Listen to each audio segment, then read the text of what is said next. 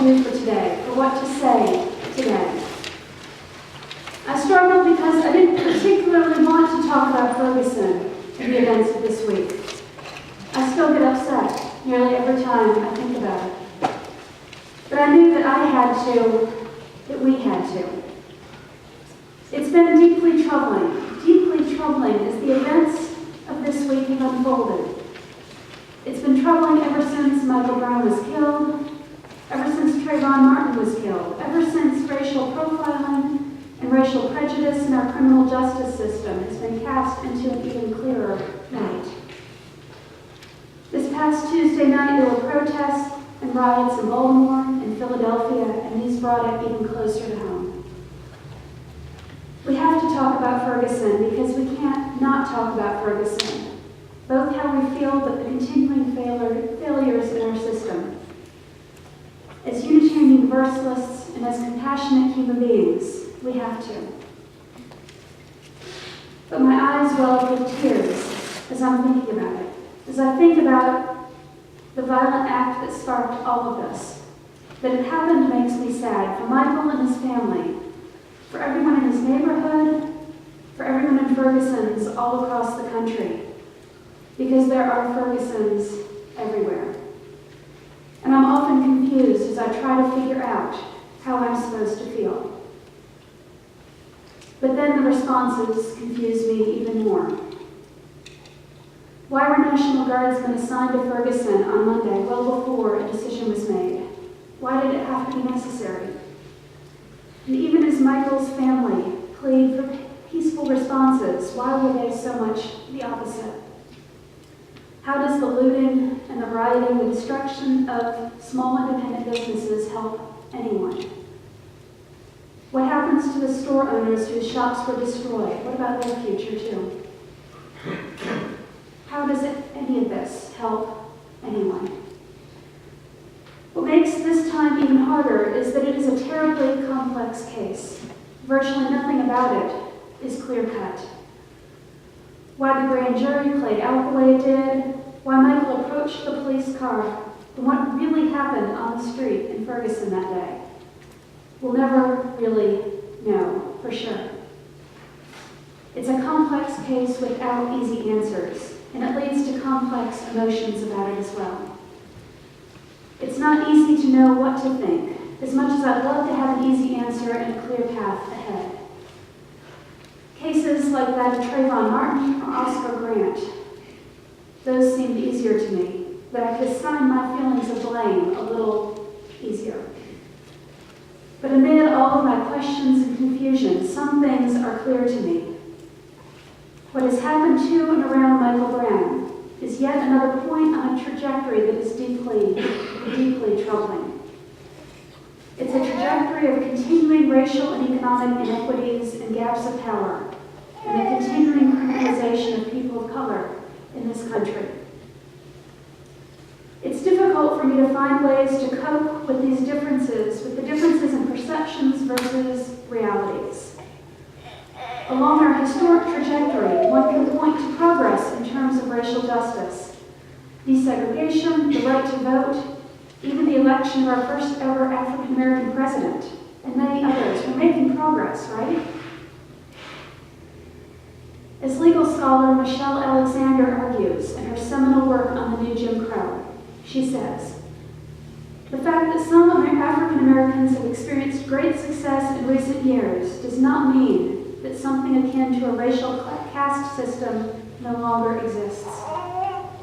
Any candid observer of American racial history must acknowledge that racism is highly adaptable. The rules and reasons the political system employs to enforce status relations of any kind evolve and change. In efforts to abolish slavery and Jim Crow to achieve greater racial equality have brought about significant changes and new rules of the game, so to speak. These new rules have been justified by new rhetoric, new language, and a new social consensus while producing many of the same results.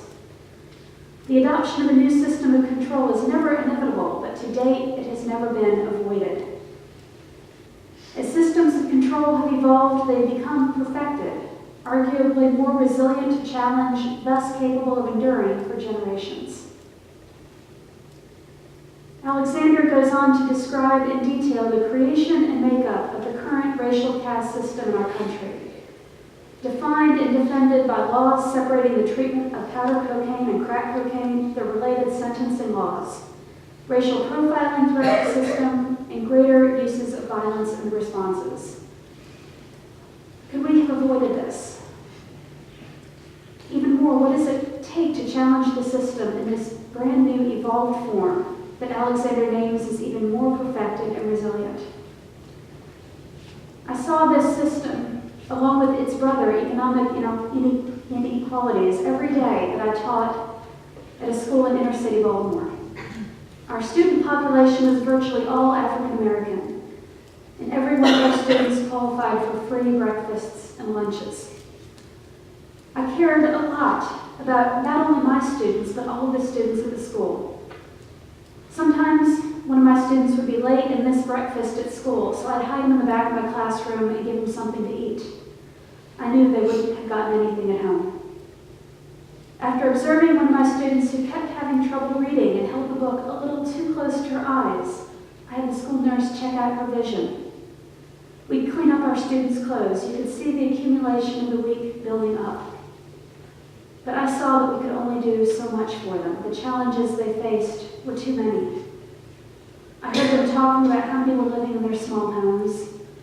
I knew which ones had seen someone killed or had a close family member who had been. I wonder how many of them are still living there. And I wonder how many, especially how many of the boys have done time since then.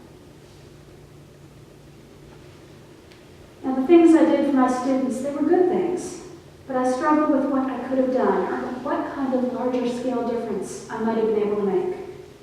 The systemic inequities were so great. The school had no extra money. We were on the verge of being taken over by the state as a low-performing school anyway. While there were some social services for the families, the underlying system and underlying inequities weren't really being challenged, not really. What does it take then? What does it take to challenge this?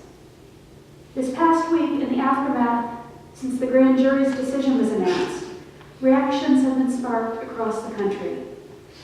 It included both peaceful protests and vigils, and not so peaceful reactions as well. One group has confused me a great deal. It's a new grassroots organization called Blackout for Human Rights. It was formed and called for a Blackout Black Friday for protests across the country, but largely commercial protests. And linked to this was a demonstration at a key commuter train station in the San Francisco Bay Area. It was a station I went through every single time I traveled from home to school when I was studying for the ministry there. Looking at the goals of Blackout for Human Rights, I struggle to find the connections in what they're doing right now. Now, don't get me wrong, their goals are admirable ones. To raise awareness about publicly funded human rights violations, to find lasting solutions to the root causes of the issue, and to empower those most at risk. But how does changing yourself to commuter trains accomplish this? How does avoiding shopping for a single day do this, when it is the government and legal system that the protests should be aimed at, not retailers? Does it make even a single bit of difference? Now, far be it for me to go too far criticizing any protests at consumerism. I've got some opinions on the matter, after all. But the ever-deepening commercialization of the holidays is just another highlight of the ever-deepening gap of wealth in our country and its intimate ties with race. But I still struggle to find the connections. I struggle to find what the best responses are. Part of it is that it all still feels quite raw for me. I've been talking with folks about it, and we run around in circles with our opinions and feelings. I stare out the window at trees, something I do a good bit when I'm uncertain, but no conclusions have come. What are some of the ways for us to respond? First, I'd say we have to care for ourselves. compassion for self-care, making space to let ourselves cry or scream, or just time to stare out the window at the trees. Giving ourselves the care and space we need as we process what we're hearing, as we try to talk with our children about it, with our friends about it, with our relatives about it. I wonder how many Thanksgiving tables this past week had discussions about some aspect of the case and its current aftermath. Mine sure did. Then after some of the guests had left, we had to have a discussion after the discussion to discuss what had really just happened. We need to have spaces where we can talk about it too. Spaces that are safe to name our feelings, where we don't need the discussions after the discussions to discuss what really just happened. Okay. Spaces to ask our questions, whether they're fully formed or not. Spaces where we can also trust the reactions around us, to be coming from a place of love and compassion too. I hope that we have spaces and groups to be able to do that here at the church. Another response, one that I suspect we know fairly well, is gathering information and different points of view, finding facts about the situations at least as well as they can be established. As UUs, we're actually pretty good at this one. I've been reading much of what I could find this week, and I bet many of y'all have been too. But I don't want us to stop with just reading about it, as we so often do. Information and understanding are necessary, but only when they ground going further. I don't think I've shared here yet about the moment when I realized that I was going to stick with Unitarian Universalism no matter what. I just moved to San Francisco to be starting seminary in Berkeley, and I was just starting to attend the one UU congregation in San Francisco. There were a bunch outside of town and on the other side of the bay, but choices were a bit limited in the city. So that one was the one for me. On one of my first couple of Sundays, I found myself sitting in a worship service there. I have, to this day, no idea what it was about. I was sitting there and observing the person in front of me. This person had taken their outer coat off and flipped it inside out a bit so the lining was showing. They had artfully draped it over the pew. I found myself sitting there in my thrift store clothes, wondering how to make ends meet to get me through seminary, staring at the expensive designer Burberry coat right in front of me. The economic disparity in my religion of choice had never felt as great as it did then. In that moment, two thoughts ran through my head at the same time. Why on earth am I here? And because this is my home. In that moment, I realized something else also. I realized that we as Unitarian Universalists are well positioned to be allies. This is actually what undergirds movements like Standing on the Side of Love. That's a statement of allies, and those whose actions are in solidarity with people and populations facing these ever-mounting injustices.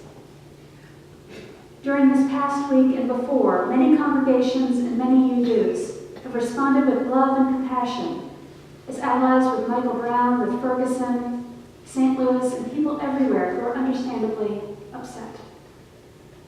Many UU congregations opened their doors and held vigils and safe spaces, including the Church of the Restoration in Philadelphia. Many have worked tirelessly on the responsors, like my predecessor, the Reverend Barbara Gaydon, who's currently serving in St. Louis. Her leadership and her presence at rallies, at protests, at a die-in, and at many, many vigils, it might have been 15, as she's really put her heart and soul into it.